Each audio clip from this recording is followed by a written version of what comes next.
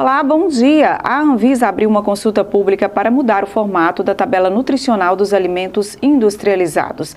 A agência espera facilitar a leitura do rótulo pelo consumidor e deixar mais claro a quantidade de ingredientes que, em excesso, pode fazer mal à saúde, como sal, açúcar e gorduras.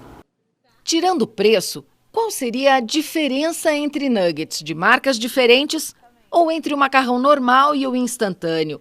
Para saber a resposta, é preciso comparar as informações dos rótulos dos produtos. É o que a nutricionista Milena Lopes tenta mostrar para a Sônia, diante da enorme oferta de biscoitos. Por mais que a gente ache que o alimento seja saudável e na frente tenha a informação, a propaganda de que o alimento é reduzido em açúcar, pode ser que ele seja realmente rico em gordura ou rico em sódio. Normalmente a gente está sempre na correria, pega as coisas rápido e você não tem tempo para ficar lendo o rótulo quando você consegue ler também. E só para te adiantar, no caso do macarrão, 5 minutos a mais de cozimento te aliviam de uma quantidade enorme de gorduras e sódio. E com relação aos nuggets, melhor esquecer os dois. Metade dos ingredientes são químicos. Isso, a partir daqui a gente já começa com coisas que aumentam o tempo de prateleira, dão sabor, aroma, consistência do produto. Para ajudar o consumidor nessa tarefa, algumas mudanças estão sendo propostas. O texto que está aberto para consulta pública é resultado de 5 anos de discussões entre a indústria, o governo e profissionais da área da saúde. A principal alteração nos rótulos é com relação à tabela nutricional, que deverá ser impressa num fundo branco e em tamanho padrão para facilitar a leitura. Também deve ser padronizado o tamanho da porção. Porção 3,5. Quem é que come 3 biscoitos e meio, guarda a outra metade? E como comparar uma porção assim quebrada com a de um produto similar? Para acabar com essa dificuldade, uma das propostas é criar uma nova coluna em todas as tabelas nutricionais com uma quantidade padrão de 100 gramas.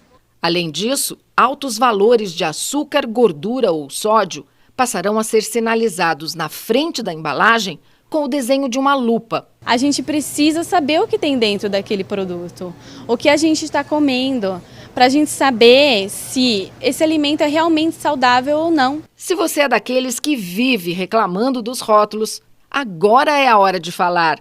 Basta acessar o site da Anvisa e dar a sua opinião. A consulta pública vai até o fim de outubro. Achei fácil. Vai olhar? Vou olhar. Quando chegar em casa, com calma eu vou olhar. A gente está ciente do que está consumindo, isso é importante, sem dúvida alguma. Estamos no Setembro Amarelo, mês de prevenção ao suicídio, e o número de pessoas que tiram a própria vida ainda é alarmante. Segundo a Organização Mundial de Saúde, a taxa de suicídios a cada 100 mil habitantes aumentou 7%, número contrário ao índice mundial, que caiu 9,8%. Os dados comparam os suicídios registrados pela organização de 2010 e 2016 em diversos países do mundo. Quando a gente pensa no suicídio, tem vários fatores de risco. E um deles, os estudos vêm apontando, que é a questão da crise financeira também. Então, quando a gente pensa em suicídio, em autoextermínio, a gente pensa também em lidar com crises, na nossa resiliência, né, no nosso modo de lidar com as crises. E a crise financeira, ela é algo que interfere em vários campos da nossa vida, né? Questão conjugal, emocional, né? Em estar para o outro, a serviço do outro. Então, no sentido da sua vida também. Então, a questão financeira, por exemplo, muitas vezes ela acomete principalmente os homens, que muitas vezes procuram menos, né, o cuidado de um especialista, né? E é o provedor da casa. Dados da Polícia Militar dão conta que em Patos de Minas, de janeiro até setembro de 2018, foram 5 casos de autoextermínio.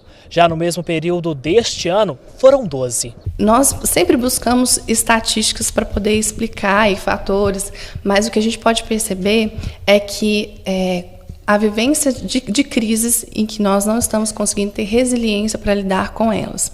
Então, nós observamos alguns grupos que eles são grupos de risco, né? Adolescentes, idosos, né? Essas questões de pais, de família, né? nesses tempos de crise financeira, mas nós não conseguimos pontuar exatamente um fator, justamente por ser uma questão de fatores internos. Já nas tentativas de tirar a vida, foram registradas 5 ocorrências até setembro do ano passado. Já neste ano, 11 ocorrências. Justamente por a gente não conseguir nomear uma causa específica. A gente consegue olhar fatores de risco, sim, mas são fatores internos, né, de uma construção interna do indivíduo. Então, a gente não consegue falar que que existem idades que estão protegidas contra isso, que não é assim, né?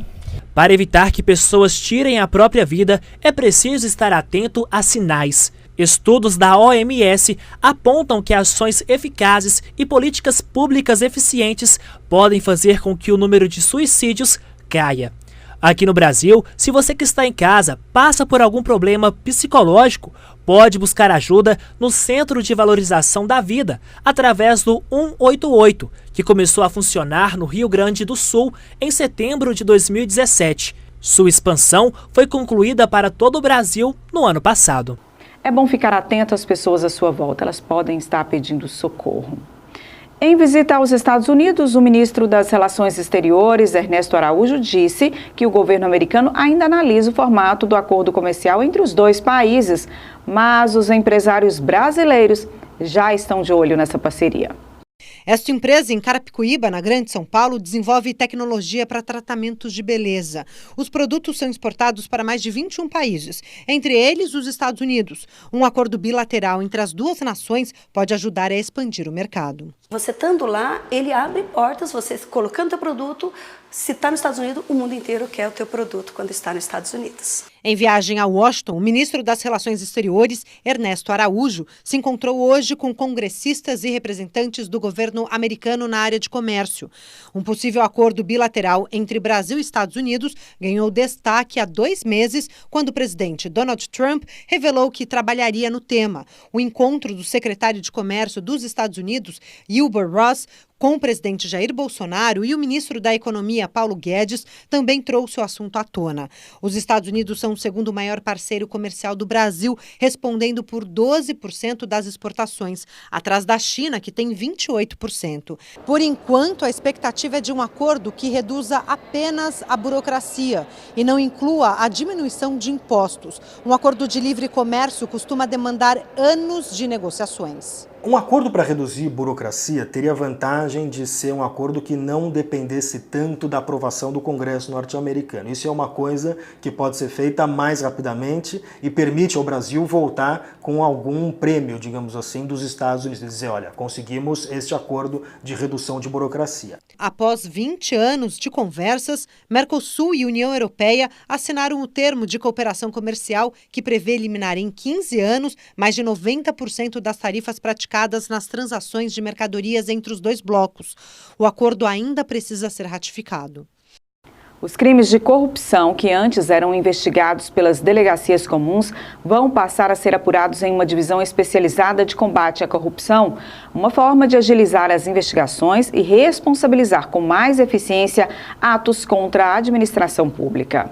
A Divisão Especializada de Combate à Corrupção investigará fraudes, crimes contra a ordem tributária e desvio de verba pública. A unidade também contará com um laboratório de tecnologia avançada contra a lavagem de dinheiro. Paralelamente ou posteriormente à investigação desses crimes relacionados à corrupção, a gente vai dispor de mecanismos e são softwares e várias ferramentas que incrementam a investigação de crimes, principalmente